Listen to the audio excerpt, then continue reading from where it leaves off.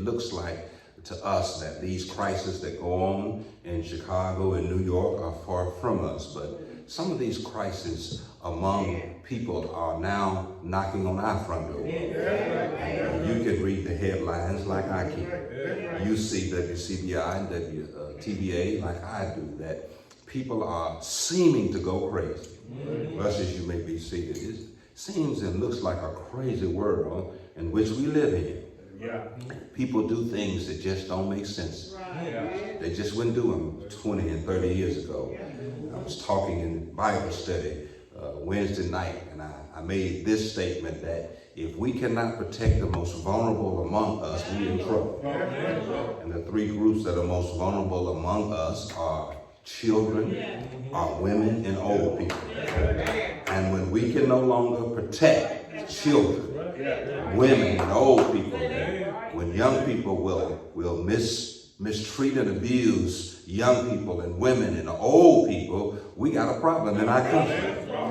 We have a great crisis of morality, a great crisis of values, that you can't live in a world where women feel safe, where children feel safe, and for God's sake, old people. Now, when you will take advantage of any of those vulnerable groups, something is morally wrong in the parade with you. And so I needed to shift the focus of our preaching, because we do preach to an international audience with our sermons on Facebook, and the crisis of the hour determines and demands that we shift the focus, because I want to preach a 3-part series on seeking the lost. Because we live in a world where people are lost. And we as Christians define being lost as being without Jesus.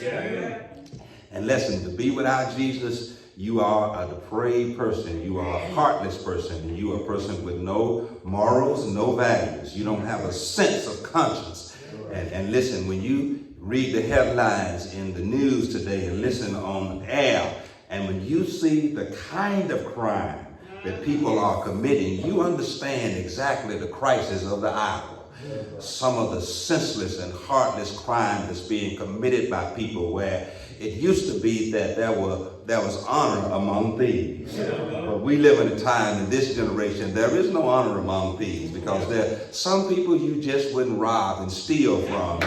You consider them to be the most vulnerable among us, and you just wouldn't violate the private space of those people, the property of those people. But we live in a Christless world that's causing a crisis to where the church needs to wake up. The church definitely needs to wake up in the hour in which we are in. And I don't have any criticism to heap up on the church, but I do want to say this: while we're in our big churches with our praise teams, with our blue lights, praise and worship leaders, and they are singing and we're dancing all in the church, it seems like the world is going to hell in a handbasket. We're sitting up in our churches and looking so poised and so sophisticated, and it looks like we got our worship services orchestrated in such a way that it looks like a concert on Saturday night. But in the meanwhile, the world is going to hell in a handbasket.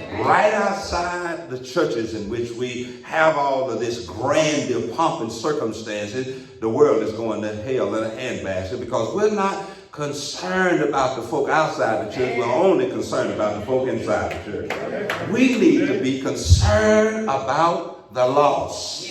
And so I want to preach this 3-part series, and Jesus deals with this issue of the lost in Luke chapter 15. He deals with it in one story, but he uses 3 different parables. And I want to look at this because the urgency of the hour, the crisis in which we're in, we got to refocus our attention to focus on the lost, those who really need to know Jesus. Because what we do in so many instances, we focus on who's in the church and who's at church, and forget that the harvest is plentiful, but the laborers are few. Listen, we need people who are concerned about the lost. And in this particular story with these 3 different parables, Jesus is going to tell the parable. He's going to talk about a lost sheep, a lost coin, and a lost son. And it really talks about the three kinds of people that the church needs to be seeking, because the church is empty not because people don't want the church, people don't need the church, and people are not seeking Christ. It is the church has become complacent. Let me tell you, one of the problems that the New Testament church has is that we want the best of our community. We want the prominent members. We want the councilmen, the mayor, the sheriff. We want the people who are successful in business. We don't even go after the scum, the people in the street, the people who need Jesus the most. We go after those who are prominent in the community. And when we cannot find the prominent in the community, if we know they go to somebody else's church, we go and recruit them out of somebody else's church to come to our church so we can say we got the big members in our church. Do I have any witnesses? The harvest is plentiful, but the laborers are few. What Jesus was saying is plenty of sinners who need to be saved. It's plenty of people who need to hear the gospel. There are plenty of people that we can put on the church roll, but the problem with us is we want to go down to City Hall instead of go to the streets in order to find people who need to be saved. And this particular parable that is in one story that I want to look at, the first parable that he's going to tell, it gives us a clue on what we need to be doing when it comes to seeking the lost.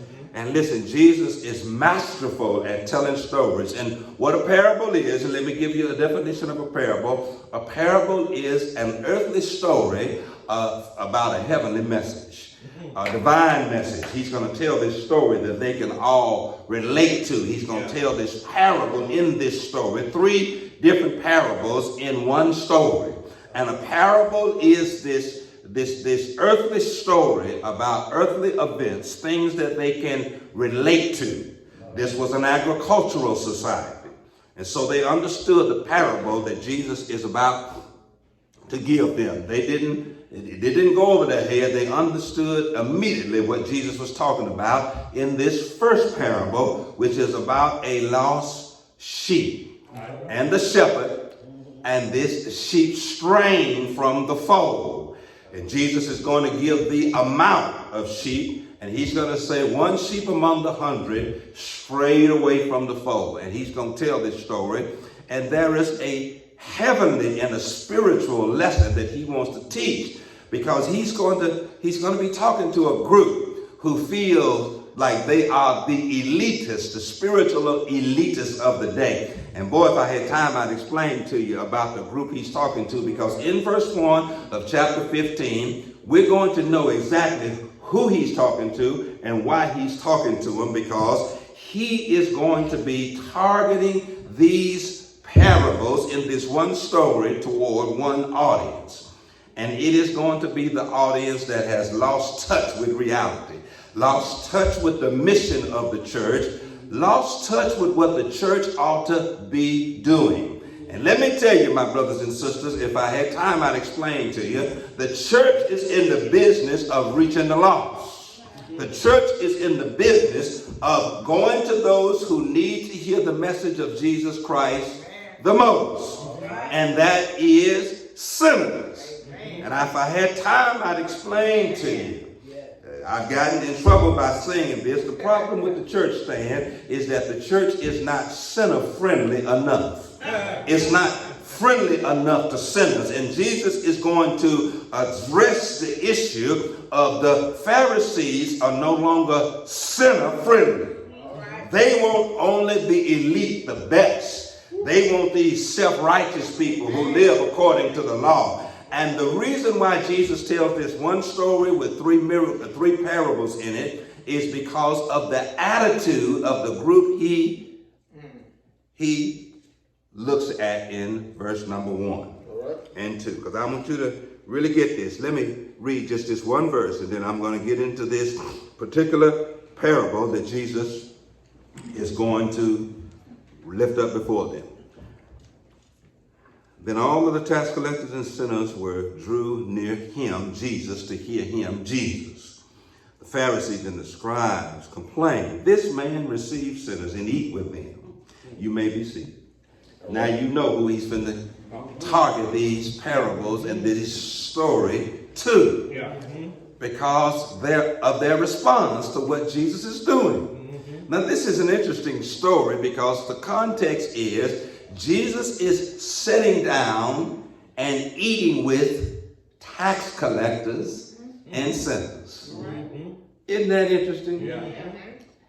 He was sitting down eating with tax collectors and sinners. Now you know who Jesus is. Boy, if I had time, I could really preach this to you because listen, he came to save those which were lost. Yeah. That's what his whole purpose was. And so this context of these stories or these parables are that Jesus is sitting down with tax collectors and sinners, and they drew near to him and to hear him. And really, that's really my first point, that this is very interesting in the story, that these tax collectors and sinners, these marginalized groups, these marginalized people, these people who couldn't get acceptance in the temple among the Pharisees and the scribes, they were drawn to Jesus. And you'd be surprised of the number and the kind of people who are drawn to Jesus. Sinners are drawn to Jesus.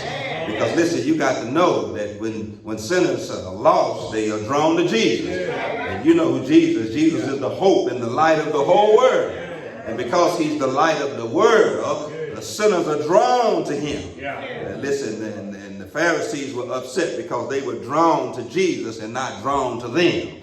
They felt some kind of way. They thought all of these sinners should have been drawn to them. But these sinners and tax collectors, these marginalized group, they were drawn to Jesus. And really, it's a good point there that you need to hear, and that is this. People really want to know Jesus. People are really seeking truth. They are really seeking answers. The world is lost.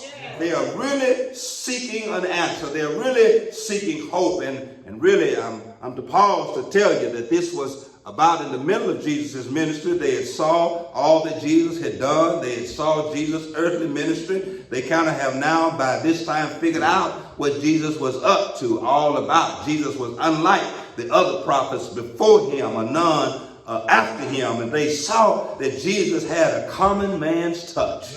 He wasn't like the Pharisees walking around in these very priestly robes with his head up.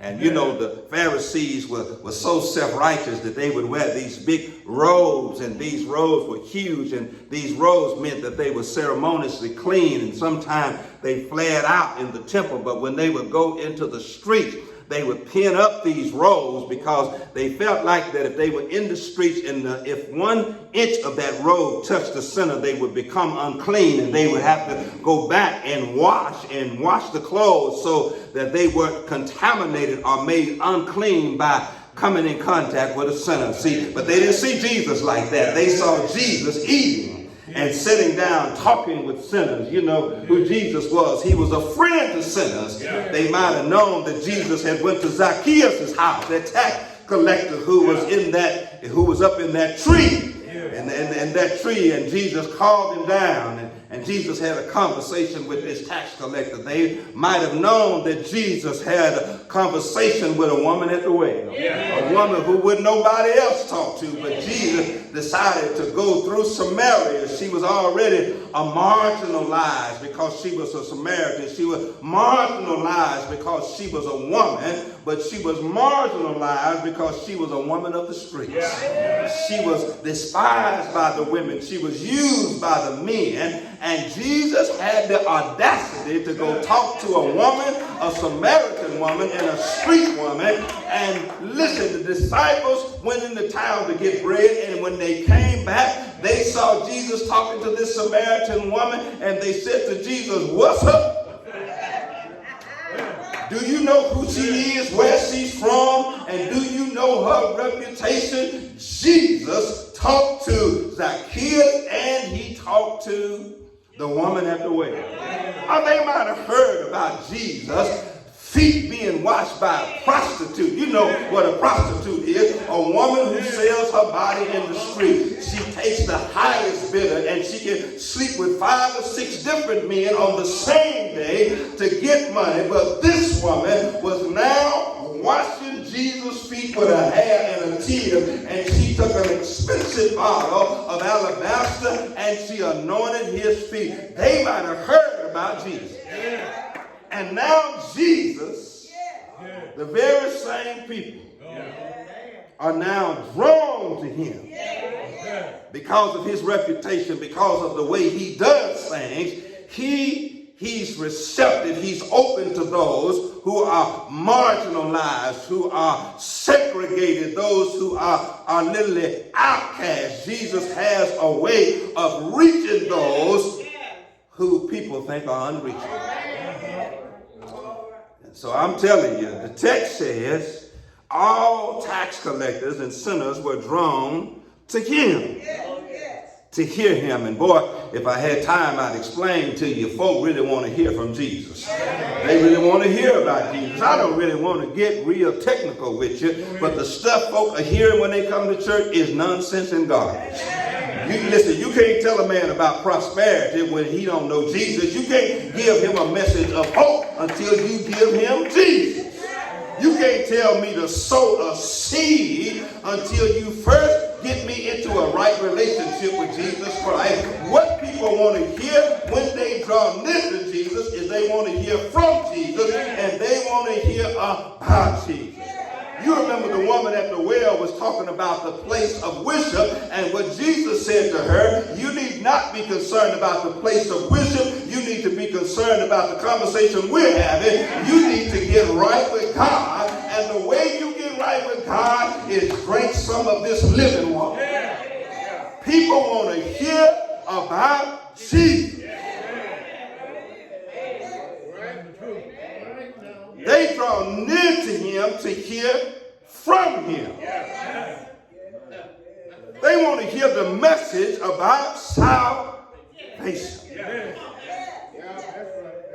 They want to hear about Jesus. And people are coming to church. They wandering into the church, and I don't want to call the church's name. But let me tell you the story I told the Bible study. There was a young lady went to a church in Tupelo. She's not from Tupelo, so she don't dress like Tupelo. She don't look like Tupelo. Tupelo look like us. That means, but she's from a metropolitan city, and she was a travel nurse, and she just decided, since she was in Tupelo working at North Mississippi Medical Center, she was going to go to church, but she didn't dress like Mississippi. You know, like Mississippi, we just like to dress like an everyday casual, but she was a little more sophisticated, highfalutin, and a little more fashionable, and she had on a dress they didn't think she ought to wear to church, and so they went over and gave her one of them falling out sanctified blankets to put over her knees, because they thought her dress was inappropriate. And my brothers and sisters, how can you clean a fish until you catch a fish? How can you judge this woman based on what she got on? She not from Mississippi. She don't wear her skirts all the way down to her knees, and she don't wear her skirts loose, but she wore them fitted. But they thought this woman didn't deserve. I'm telling you, we run people away because we make a judgment about them. They just come to hear Jesus. Regardless of how they come, don't you make a judgment too quick. Because one morning a person just might decide, this is the day I'm going to church. This is the day I want to hear about Jesus. This is the day a crisis has arisen in my life, and I'm going to church to hear Jesus.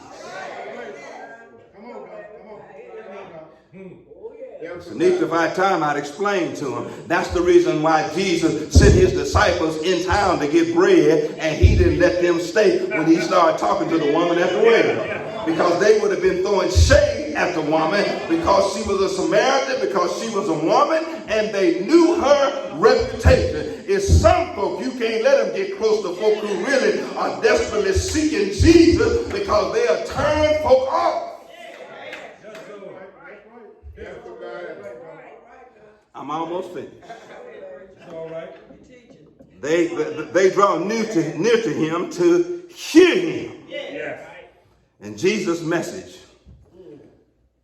got to him. But verse 2 is where the problem arises. Now we got some of them in us as churches. The Pharisees, the religious pious, the Sadducees, those who are very prescriptive in what they demand of you. And they made an accusation against Jesus. They said, this man receives sinners. That was one thing. That was an insult to them, that he would even receive sinners, that he would let sinners draw near to him, because in verse 1, that's what the issue was. I told you that when they went into the city, they would wear these long robes, these very flared out robes, but when they would get into the street, they would tie those robes closer to them, because they knew they would be walking in a pedestrian area, and there were all kinds of people that were sinners, that were prostitutes, that were drunkards and alcoholics. They were all in the street, and these Pharisees pulled their clothes a little tighter, that their garments wouldn't even touch a sinner, because they would be considered unclean. And so these people didn't want anybody who was a despot, anybody who was marginalized, to even touch their clothes. Nevertheless, they touched them, and so they were offended that Jesus would even let a sinner get that close to him. That's like some of us. We want friends only like us, that work where we work, make the money we make, live where we live, drive the cars that we drive. But sometimes you got to be open to folk who ain't like you, where you are spiritually. They ain't got a halo over their head. They struggle with all kinds of maladies, afflictions, and defects. You got to be open to some unlike you folk getting close to you. This man receives. In other words, he welcomes sinners. I don't have time. But sinners ain't welcome at church no more. Everybody we want to come to church, we want them to be right. Sinners ain't welcome at church no more. Because they don't look right, they don't smell right, they don't dress right, they don't come from the right side of town, they ain't got the right job, they just don't look right. And my brothers and sisters, if they don't look right, they are a pretty good candidate for salvation. They are a pretty good candidate to hear the message of Jesus Christ. You know, it is so self-righteous of the church to be judgmental with people who ain't right. Them just the kind of folk we want in church. If you ain't right, I want you up in here. You a pretty good candidate to hear about Jesus.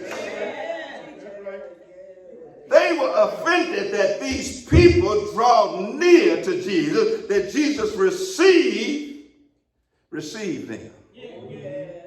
Oh man, if I had time, I'd explain to you. It's all right when folk who ain't right come to church, because they might be coming to church to draw near to Jesus. They might be coming to church to hear about Jesus. And we've got to quit judging people and pushing people from the church because they ain't right. If they ain't right, that's exactly who we need up in here,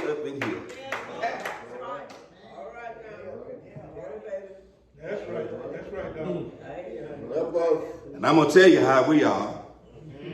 But Chucky, this is just the way we are. We see somebody come to church and we know that they're in the headlines on Facebook.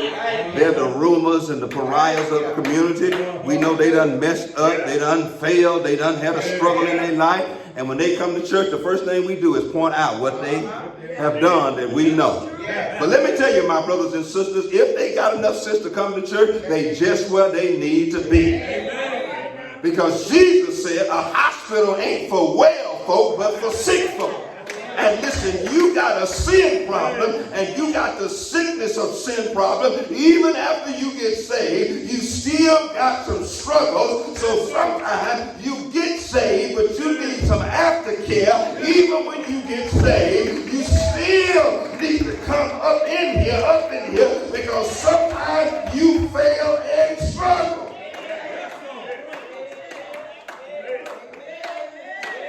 You might not need to check into the hospital, but at least you need a doctor's visit every now and then. Because sometimes you trip up, you fall down, and you have to come up in here.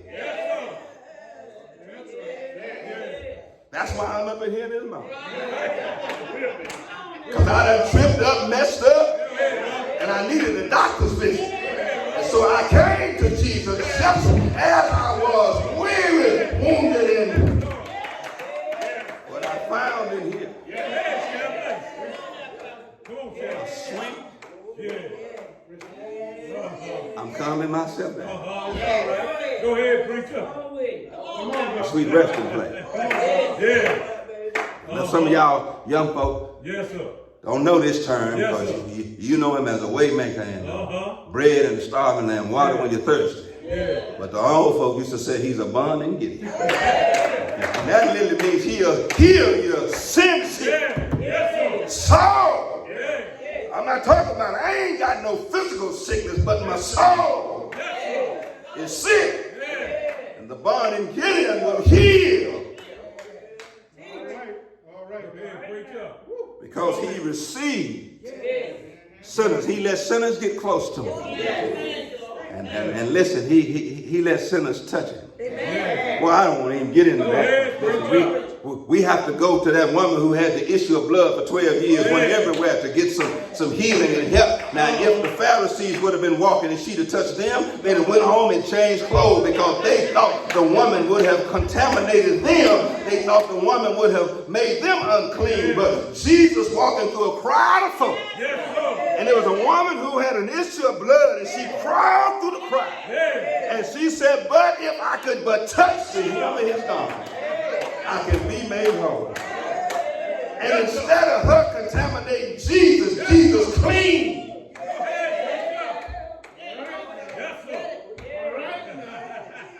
The Pharisees would have went home and took off their garment because they said the woman contaminated her, them because she was unclean, but Jesus.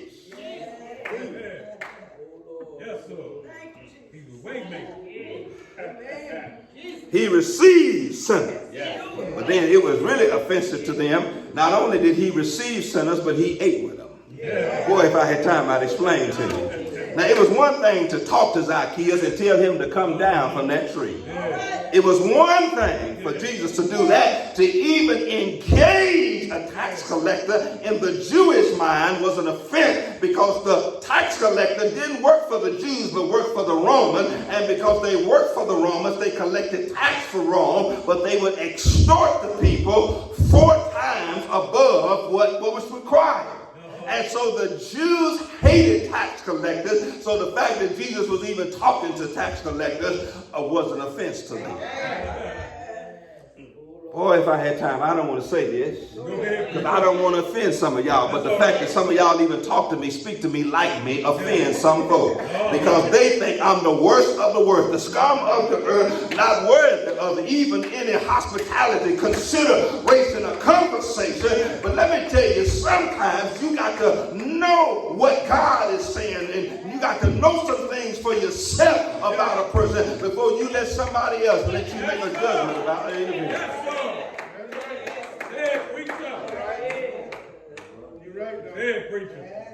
And Jesus was eating with them. Because you remember, Jesus said, today I'm going home and dine with you, Zacchaeus. And I can see in my sanctified imagination, by letting my imagination paint a picture in my mind, come down, Zacchaeus, have a conversation. Zacchaeus then engaged with Jesus. Jesus talks with him and does something with Zacchaeus that nobody has ever done among the Jewish ethnicity of people. The Pharisees hated him, the scribes hated him, and even his Jewish people hated him. Even his Jewish neighbors hated him. And so here's this Jewish rabbi coming by and in this crowd of people. And first of all, he notices Zacchaeus, not in the crowd, but in a tree, and says, come down from there. That's the first time that Zacchaeus had ever been engaged by another Jewish person of Jewish descent. And not only was this just a Jewish person, but it was a Jewish rabbi. Because the religious community of the Pharisees and the scribes didn't even deal with such a man. But Jesus engaged him, and then Jesus went home with him and sat at his table. Or if I had time, I'd explain to you. Jesus never would have made the difference in the life of Zacchaeus if he would have just engaged him, but he went home and sat at his table. And listen, Jesus didn't have to do much when he got there. He just went there and sat at his table. And listen, when Jesus got there and started eating and fellowshipping and engaging with Zacchaeus, all of a sudden, the text says Zacchaeus repented without Jesus saying a word. Zacchaeus said, whatever I took from men through extortion, I'm going to pay them 4 times. Just because Jesus went and sat down and... That's what he can do. He ate with him. Yes, he is. Now let me give you the parable. And I'm going to my... I just wanted... That was just the introduction. That's all. Because I'm trying to explain to you, my brothers and sisters, the church needs to become center-friendly. We need to have a sign hanging up outside the church that says sinners are welcome. Yes, sir. But we want the elite, the best. We want the highfalutin people of the neighborhood with name and nobility. We don't want the people that Jesus ministered to. As a matter of fact, Jesus rejected a man who was rich, young, and the ruler. I'm not talking about what Champlin is saying. You remember there was a rich young ruler that came to Jesus and said, what can I do to join your church? Yes, sir. If that would have been us, we'd have said, come on. You're rich, you're young, and you're a ruler. Come on and join the church. Matter of fact, when you come, we're going to make you a deacon. When you come, we're going to make you a trustee. But Jesus didn't. Jesus challenged his pious assessment of himself. And Jesus asked him, said, listen, what you willing to do? He said, listen, I don't have to do anything. I've already done everything. I followed the law of Moses. I love my mama. I worship, I serve, I do all that stuff. Boy, he thought it was an automatic interest in you. But Jesus said, one thing you lack, because your stuff is getting in the way. He said, go sell all that you have and give it to the poor. Now, I want you to see the contrast between Zacchaeus and the rich young ruler. Zacchaeus voluntarily gave back to folk who he had mistreated, but the rich young ruler was not willing to part with what was his. Yes, sir. I'm trying to explain to you. Yes, sir. One man was received by Jesus. Another man was rejected. Yeah. Let me give you this parable about these sheep. Now, I don't have a lot of time. I got about 10 minutes to explain this entire first parable in this one story to you about these sheep. And Jesus tells this story because he's talking to the Pharisees and the scribes, and he says, what man of you, having 100 sheep, if he loses one, does not leave the 99 in the wilderness and go after the one that he lost until he finds it? So I want to just kind of teach just a little bit here about the one lost sheep. First of all, let me explain this to you. The sheep strayed away from the flock. He was once a part of the flock. He was a part of the 100. He was a part of the fold. He was under the shepherd's care, but he strayed away. Now, there's a lot of speculation why he strayed and how he strayed. Some say that he was left behind. Some says that he just strayed away for somehow or another. He thought the grass was greener on the other side. And that's why some people stray from the church. They think the streets are better than the church. They think that they can get more in the streets than they can from the church. And they think that we're hypocritical in the church, that we ain't right. They right about that. We ain't right, but at least we here close to Jesus. And so we don't know why the sheep strayed. And others believe that the sheep had some kind of gastro disease, which is a gastrointestinal disease. And somehow or another what's happening on the inside of that sheep would cause that sheep to kind of slow down and he would get left behind. However, the sheep was not a part of the flock. He once was a part of the flock. He was a part of the 100, but now he is lost.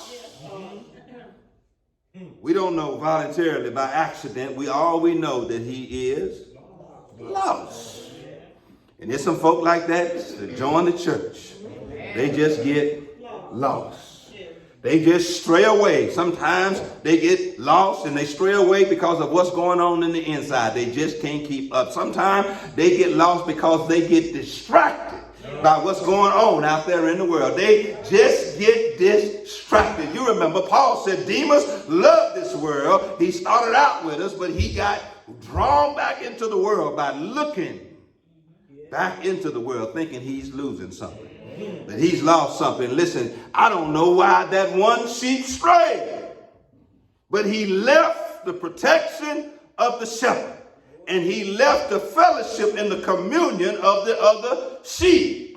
There is strength in numbers, and this sheep was now lost. Now the question is, and it's a very important question. Why would one shepherd leave 99 sheep, go seek one? Why? Why would it? Because the sheep would count the shepherd would count their sheep every day. And he noticed, boy, I don't have time to stay right there. He did notice that the one sheep among the 100 sheep, one was lost. And my brothers and sisters, the problem with most churches and pastors and these holy sanctimonious congregations now, we don't notice nothing. We don't notice the folk we ought to notice. We notice the folk we shouldn't be noticing. You remember James has a verse in his writings when he pastored the first church of Jerusalem. He says what we do in the church, what we ought not do. He says we always give preference to the rich. When a rich person comes to our church, we notice them. We stand up and pay attention. And the first thing we say when we see them come through the door, we go and meet them and greet them and give them a special place to sit. Now, what I love about Dr. Meeks in California, Oprah Winfrey went to his church, and she said to Dr. Meeks, listen, I'm Oprah Winfrey, and when I come to your church, I need a designated place down front because I am Oprah Winfrey. Dr. Meeks said, no, you ain't. You a member just like everybody else. And so she would not go back to Dr. Meeks' church because, listen, your financial status, your status, fame, and fortune don't give you any privilege. And some people that you ought to notice that's not in the flock, you don't notice them because they don't have the pedigree, the prominence, and they don't have the notoriety. Jesus is telling this story because one lost sheep was gone. Let me tell you why Jesus said the shepherd should have been concerned. Because first of all, the sheep don't know how to find this way back. Sheep are not very intelligent animals. They have poor eyesight, poor hearing. That's the reason why you herd sheep, because sheep have to stay together if they're going to survive. And the one lost sheep did not know how to get back because sheep are not very intelligent animals. And so the sheep does not know how to get back once it gets lost. And so Jesus telling this story because this sheep didn't know how to get back. Once it was lost, it was just lost. And it had to be sought and found in order to be rescued. So the sheep didn't know how to get back. Let me tell you the second reason why Jesus told this story. Not only did the sheep did not know how not to get back, but let me tell you something. The sheep has a poor sense to be alert to danger. The sheep didn't even know, by not being under the shepherd's care, not being a part of the fold, that he was in great danger. Are y'all gonna let me preach? I'm trying to explain to you. The sheep did not know how to get back, but the sheep out there by itself did not have a sense of just how dangerous it was out there and the danger it put itself in, as long as it was not under the shepherd's care. And as long as it wasn't a part of the flock. That's the reason why David wrote the 23rd Psalm, the Lord is my shepherd, I shall not want. He maketh me to lie down in green pastures. He leadeth me beside the still waters. Yea, though I walk through the valley of the shadow of death, I will fear no evil, because as long as the sheep are under the shepherd's care, danger cannot attack the sheep. The danger of the sheep not being under the shepherd's protection Yeah. and a part of the communion and fellowship of the flock. Yeah. And see, that's the problem with folk. They just don't know how much danger they are away from Jesus. They don't know how much danger they are in away from the church. Because listen, you remember there was a flood, and the only people who were safe, it was the people who were on the ark. And you know, the people who were outside of the ark before the ark was finished, and after the ark got complete, if they would have got on the ark, they would have been safe. They didn't know just how much danger they were in until the water started rising. They didn't understand the danger when the rain was falling, but they didn't understand the danger as the rain was pounding the ark, pounding the environment. The only time they knew they were in danger when the water started rising. Yeah. Yeah, that's right. Just don't know how much danger. The sheep didn't know how much danger it was in out there by itself. And I want to tell somebody that's out there in the world, I'm looking at you on Facebook, or out there in the world, you just don't know how much danger you're in this far away from Jesus. Amen, preacher. Amen. Amen, preacher. Jesus telling this story because the sheep did not know how to get back home. Jesus is telling this story because the sheep didn't know just how much danger it was in that far away from the shepherd. And boy, if I had time, I'd explain to you two things the shepherd had to protect the sheep. And I've got to close because I know I'm preaching a little long, but I want to explain these two things to you the shepherd had to protect the sheep. Both of them he had to protect the sheep. He had a rod and he had a staff. One was shaped like a hook on it, and that was to protect the sheep. One was straight, but at one end it was real sharp, and it was like a toothpick. But both of them were to protect the sheep. One of them was to protect the sheep in case danger came. He could literally fend off the enemy. And so if a wolf or a bear or a lion came too close to the sheep, he could use it to fend off the enemy that was trying to attack the sheep. But the other one was shaped like a hook. And when he found the sheep and he discovered that the sheep had fallen over a cliff down a mountain, he could use it. He could turn it upside down. And he would turn it upside down and he would lower it down. And he would grab that sheep under his belly and he would pull that sheep up. You got to know when to shout.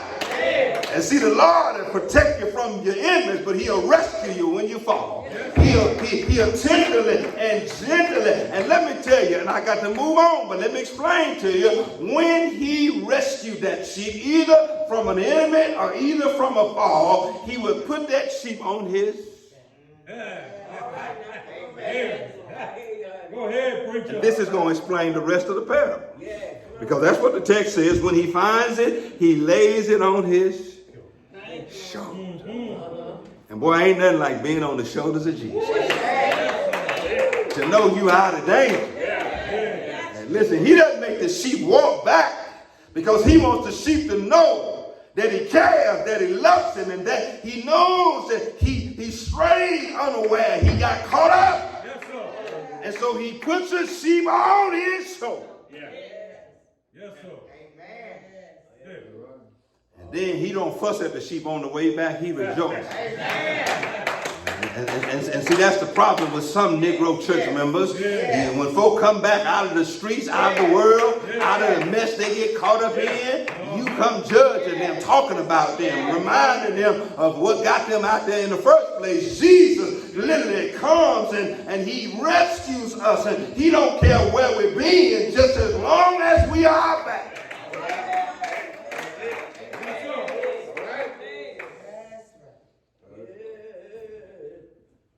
And when he comes home, he calls together his friends and his neighbors and said, rejoice with me. I have found my sheep that was lost. Man. What if some of the folk we know lost when they come back in the church? What we gonna do? sneer and jeer, talk under our breath, whisper to our neighbor, look who at church. You ought to be glad they at church. If they could find them their way back in the church, you ought not be whispering and jeering. I don't care what they done. Listen, it's a story about people who come to church and folk criticize them because they know where they've been, but now they back at church. You want to talk about them. You need to let them be up in here free. He rejoices with his neighbors and with his friends and said, rejoice with me. Let me give you verse 7. Listen, I'm on time. Let me give you verse 7. Because see, this is a good lesson to learn. Yes, it is. But let me tell you something we love to hear and engineer our worship services as if though we want to try to move heaven and get heaven to rejoice. You know that's what we do. That's the whole concept of our praise and worship, of our flashing blue lights and all of this running around, jumping, speaking in tongues, because we trying to get heaven to rejoice. You know, we trying to get heaven's attention. That's what we said. When the praises go up, the blessings come down. We want praises to go up because we want heaven to rejoice. But the Bible says, I'm talking about the Bible you reading, that you're looking at, the only time heaven rejoices is when a sinner repents. When somebody gets right with God, when somebody who is lost gets found and come back to faith in Jesus Christ, heaven starts. Yes, it does. So you in service for 3 hours.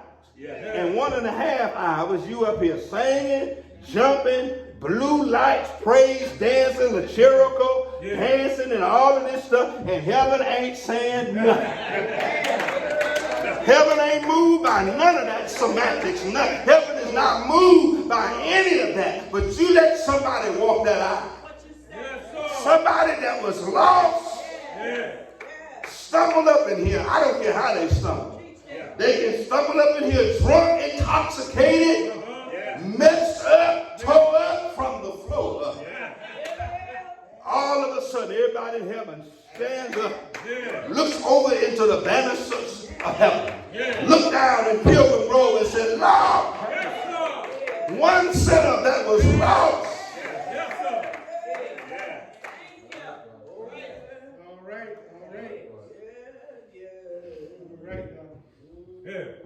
Heaven rejoices over the one sinner. I got to close. I can't holler because I'm trying to teach it. Because I want to make sure you get this. Read what the text says. I'm going to give you a chance to read it before I close. I want you to get and look at the language and what is called in the educational setting. It's called the etymology. Etymology is the study of words, what they mean and how they are pronounced. But I want you to look what the text says, that heaven rejoices over the one that repents, then over the 99. Now the 99 is still a part of the flock. The 99 represents those who are at church, who never left church.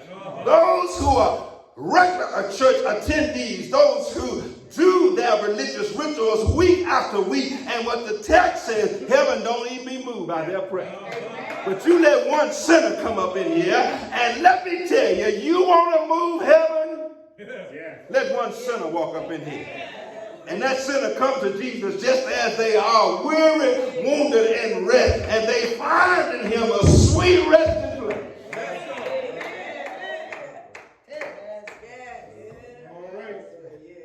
So you go to some of these churches, 3.5 hours worship, 1.5 hours, all this noise, blue lights, the cheerful dancing, praising. Heaven ain't even got up to move in anticipation to look over the banisters of heaven, because you can't do more praise and worship than goes on in heaven already, because you got 12 and 24 elders praising God daily, angels standing before him, bowing in his presence, putting their wings over their head and over their faces, and they bow before him. He's being worshiped, but what the angels can't rejoice is one sinner.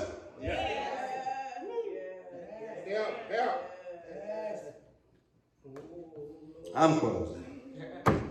I'm telling you, one sinner can cause heaven to rejoice. And I'm gonna close. I'm gonna stay biblical because I'm closing. It's biblical. I'm gonna stay biblical with you. So it ain't really but 2 times heaven's gonna rejoice with me, over me, and for me. One time they rejoiced is when I came to Jesus. Yes, sir. Yes, sir. About at the age of 10. Yeah. On Shady Dale Road at the church called Shady Grove. When W.C. Keys was up preaching and Bertha Gunner was kneeling down at the mourner's bench praying for my soul's salvation. Heaven didn't rejoice on Monday because I was still on the bench. Didn't rejoice on Tuesday, I was still on the bench. Didn't really rejoice on Wednesday because I was still on that bench. And Bertha Garner got down that Thursday night. She prayed until her wig moved to one side. Sweat was pouring from her face, but she would not quit praying until my soul got right with the Lord. Thursday night it got my attention, but Friday, something got all over me. I can't tell you what it was. I can't explain it to you, but something got a hold of me. I went to the church one night and my soul just wasn't right. And something got a hold of me. And then I came to Jesus. And everybody in the banisters of heaven looked over and they saw me, a little 10-year-old boy, get up and give the preacher my hand and get a Lord my. Heaven started rejoicing. Heaven gonna rejoice one more time. But it ain't gonna be while I'm down here. They gonna rejoice when I get up there. At the marriage feast of the Lamb. Because one angel gonna say, who are they? And then the Lord gonna say to them, these are they who come through great trial and tribulation. Wash their robe in the blood of the Lamb. And listen, the angels, I'm gonna have a song they ain't gonna have because they don't know nothing about redemption. They know something about being in His presence, but they don't know nothing about redemption. You know what redemption is? Redemption is I was lost, and Jesus found me. He gave me grace. Angels can't experience grace because angels that don't fall don't know nothing about grace. The door of the church is open. One of these days, every head bowed and every eye closed. The angels gonna rejoice one day. I want to be at the meeting. I want to be at the meeting when all of God's saints come gathering home after the separating of the right and the wrong. I want to be at the meeting around God's throne. If you're here today and you don't know Jesus Christ, if you're seeking a Savior, Jesus Christ is the Savior you're seeking. If you don't know Him, you can know Him today. If you are here today and you've not come to a saving relationship with Jesus, you can know. If you're here today and you strayed like this sheep by accident or it was intentional, you can come back to Jesus Christ. If you're here today, you can come to Jesus just as you are. If you're here today and you want to join the church today, if you're here today and you want to repent, because heaven rejoices over one son of